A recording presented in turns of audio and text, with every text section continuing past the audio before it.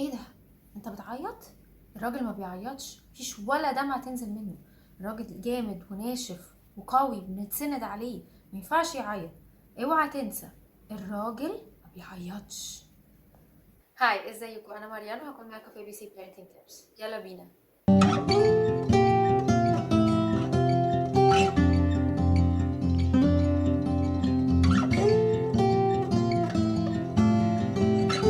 كتير قوي لما الولد بيبتدي يتضايق ويتنرفز او يحس بمشاعر زعل ويبتدي دموعه تنزل، نقوم قايلين له جمله جميله جدا، نقول له: ايه ده انت بتعيط؟ الراجل ما بيعيطش. فالولد يبتدي يمسك دموعه ويمسك زعله ويمسك حزنه ويتزنق في حته كده ويبقى مش عارف يعمل ايه. ده في مشاعر حزن محتاجه تطلع، هيطلعها ازاي؟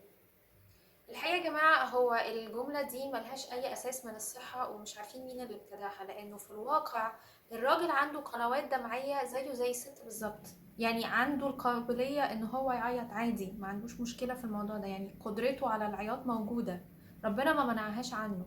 طيب أمال مين قال بقى إن هو الراجل ما بيعيطش؟ الحقيقة العياط هو ما إلا إنه مشاعر سلبية ما عند الشخص بيحس بيها حزن أو تأثر، وساعات بتبقى مشاعر فرح بتطلع في صورة دموع، بتطلع في صورة تأثر ودموع وعياط. فهي مشاعر بتطلع، مشاعر سلبية الشخص بيبقى محتاج يطلعها.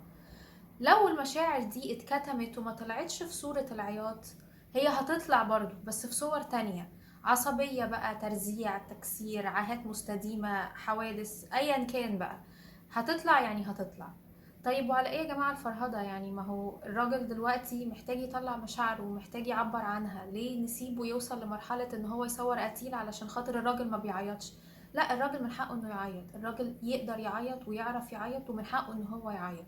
علشان كده ما ينفعش ان احنا نربي ولادنا على انه الراجل ما بيعيطش. هو كده هيكتم مشاعره، هيتعود انه يكتم مشاعره، والمشاعر اللي اتكتمت دي هتطلع في اي صورة تانية مؤذية.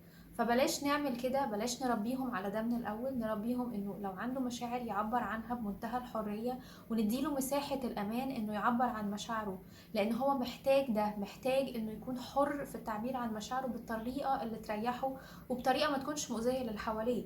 يعني هو لما يكتم مشاعره ويكسر في الدنيا اللي حواليه، طب ما هو اذينا كلنا، ونرجع نقول له: ايه ده انت عصبي قوي، انت ازاي متعصب كده؟ طب يا جماعه الراجل يعمل ايه؟ ما هو ما كتم مشاعره من الاول وما طلعهاش في عياط. يعني يعيط ولا يتعصب، لا ده مقبول ولا ده مقبول. هو محتاج يطلع في حاجه، محتاج يعمل اي حاجه يعبر بيها عن مشاعره.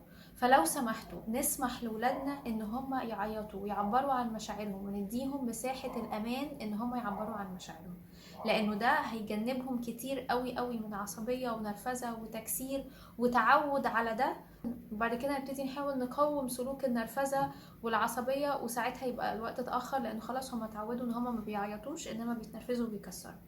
ميرسي، واشوفكم الفيديو الجاي. باي.